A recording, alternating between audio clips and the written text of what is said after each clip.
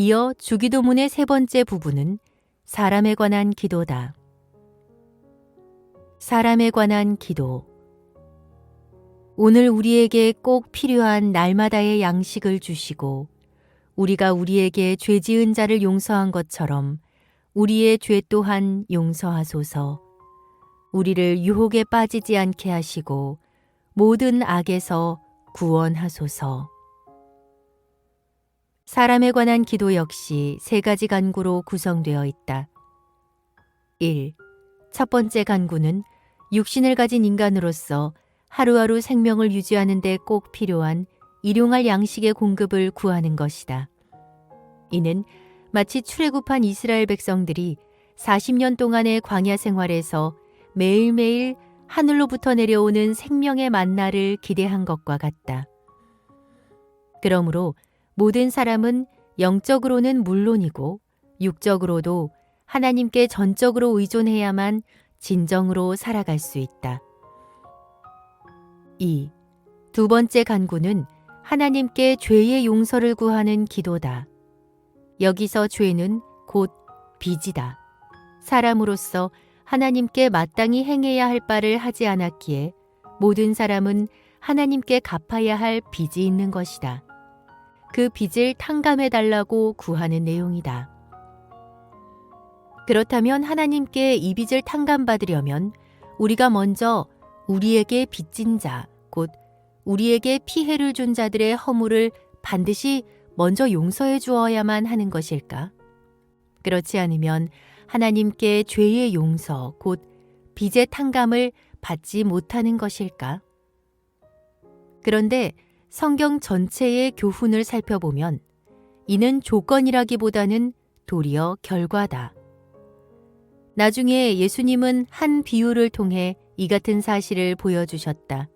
즉 하나님은 우리에게 10,000달란트의 빚을 탕감해 주었으므로 그 결과로 우리는 마땅히 우리에게 100데나리온 빚진 자의 빚을 탕감해 주어야 한다고 가르치셨다. 예수님 당시의 1데나리온은 일반 노동자 혹은 로마 군졸의 하루치 품삯으로 6,000분의 1달란트에 해당한다. 따라서 100데나리온은 10,000달란트에 비해 60만 분의 1에 불과하다. 따라서 하나님께 10,000달란트의 빚을 탕감받은 자라면 마땅히 자신에게 100데나리온 빚진 자의 빚을 기꺼이 탕감해 주어야 하는 것이다. 3. 세 번째 간구는 모든 유혹과 악에서 구해달라는 내용이다. 이는 우리가 살아가는 이 세상에는 우리를 넘어뜨리려는 온갖 유혹과 우리를 타락시키려는 각양각색의 악들이 많다는 사실을 보여준다. 따라서 하나님의 인도와 보호를 받지 못하면 모든 사람은 유혹의 덫에 자주 걸려들고 악의 함정에 빠지기 십상이다. 그러므로 우리를 선함과 진리 가운데로 인도하시는 성령님의 도우심을 매일 매 순간 구해야 한다. 결혼. 나라와 권세와 영광이 영원토록 아버지의 것입니다. 아멘. 주기도문을 마무리 짓는 결혼은 하나님을 찬미하는 송영으로 이루어져 있다. 여기서 나라는 하나님께서 왕으로 다스리시는 하나님의 나라를 가리키고 권세는 그 나라를 통치하고 유지하며 자기 백성들에게 약속하신 선한 일들을 성취시킬 힘과 능력을 가리킨다. 그리고 영광은 그런 권세를 행사함으로써 자연히 뒤따르는 존귀와 영예를 가리킨다. 이 같은 나라, 권세, 영광이 주기도문의 서원에서 우리가 부른 하늘에 계신 우리 아버지께 영원토록 속해 있다는 내용이다.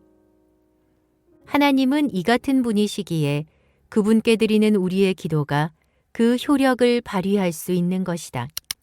그 효력을 발할 수 있는 것이다.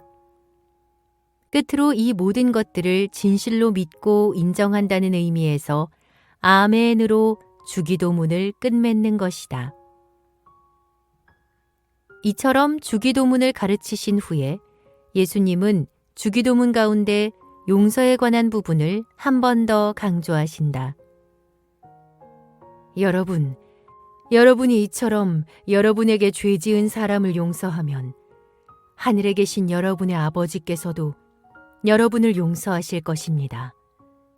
그러나 여러분이 남을 용서해 주지 않으면 여러분의 하늘 아버지께서도 여러분을 용서해 주지 않으실 것입니다.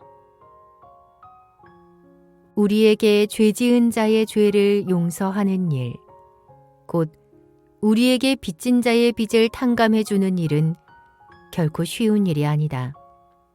그러나 우리가 하나님께 지은 죄를 이미 용서받은 일, 곧 하나님께 이미 탕감받은 우리의 빚 1만 달란트를 생각한다면 우리에게 100데나리온 빚진 자의 빚쯤이야 즐거운 마음으로 얼마든지 탕감해 줄 수 있다. 그렇지만 자신이 이미 탕감받은 1만 달란트를 전혀 생각하지 않는다면 그 자는 100데나리온을 결코 포기하지 못할 것이다.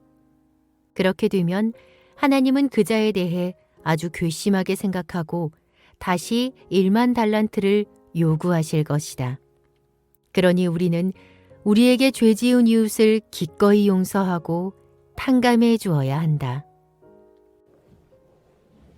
금식에 관한 가르침 6장 16절에서 18절. 이제 예수님은 유대인들의 3가지 신앙생활 가운데 마지막 금식에 관해 가르치신다. 이 같은 가르침은 다분히 당시 유대인들의 종교 지도자로 활동한 바리새인들, 사두개인들, 서기관들을 염두에 두신 가르침이다. 그런 종교 지도자들의 위선적인 금식 생활을 꾸짖는 가르침이다. 여러분이 금식할 때는 위선자들처럼 침통한 표정을 짓지 마십시오. 그런 사람들은 자신이 금식하고 있다는 것을 남에게 보이려고 불어 슬픈 표정을 짓고 다닙니다. 내가 진정으로 말합니다. 그들은 이미 자기가 받을 상을 다 받았습니다. 위선자는 말하자면 가면을 쓰고 연극하는 배우를 가리킨다. 자신의 진실한 면모를 보여주는 것이 아니라 가면을 쓴 채 마치 다른 사람인 양 배우처럼 연기하는 자를 말한다. 그런 자들은 자신의 연기에 속아 넘어가는 세상 사람들에게서 칭찬과 존경을 받겠지만 사람의 심령을 훤히 들여다보시는 하나님을 절대로 속일 순 없다. 그래서 예수님은 위선자의 그릇된 금식이 아니라 하나님께 인정받는 진실한 금식에 대해 가르치신다.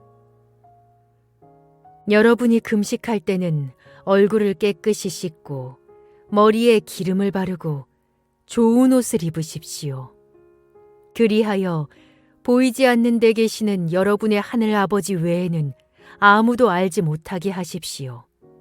그리하면 은밀한 가운데 모든 것을 보시는 하늘 아버지께서 여러분에게 다 갚아주실 것입니다. 구제는 자신의 왼손이 하는 것을 오른손조차도 모르게, 기도는 은밀한 골방에서 오직 하나님을 향해서만, 그리고 금식은 누구도 눈치채지 못하도록 마치 금식하지 않는 사람처럼 몸치장을 깨끗하고 단정하게 하라는 것이다. 이 모든 가르침의 요점은 이것이다. 구제, 기도, 금식 등 신앙생활을 할 때 사람을 의식해서 겉모습을 꾸며서는 안 되고 오직 하나님을 의식하여 속마음을 올바로 갖추어야 한다는 것이다. 그러니까 외면이 아니라 내면, 위선이나 외식이 아니라 진실함과 참됨, 사람이 아니라 하나님인 것이다. 재물에 관한 가르침 6장 19절에서 24절, 누가복음 11장 34절에서 36절, 12장 33절에서 34절, 16장 13절. 산들바람이 기분 좋게 불어오는 갈릴리 지역의 어느 야트막한 산 중턱. 지금껏 들어보지 못한 예수님의 놀랍고도 획기적인 가르침에 사람들은 시간 가는 줄 모르고 흠뻑 빠져들고 있다. 예수님도 무리들의 그런 모습에 고무된 듯 피곤함을 잊은 채 열정적으로 복음을 전하신다. 이번에는 재물에 관한 가르침이다. 여러분은 땅 위에 재물을 쌓아두지 마십시오. 이 땅에서는 좀이 먹어 없어지거나 도둑을 맞기 쉽습니다. 여러분의 재물을 하늘에 쌓아 놓으십시오. 거기엔 좀이 먹거나 녹이 쓸어 못 쓰게 되는 일이 없고 도둑이 훔쳐갈 염려도 전혀 없습니다. 여러분의 재물이 있는 그곳에 여러분의 마음도 역시 있습니다.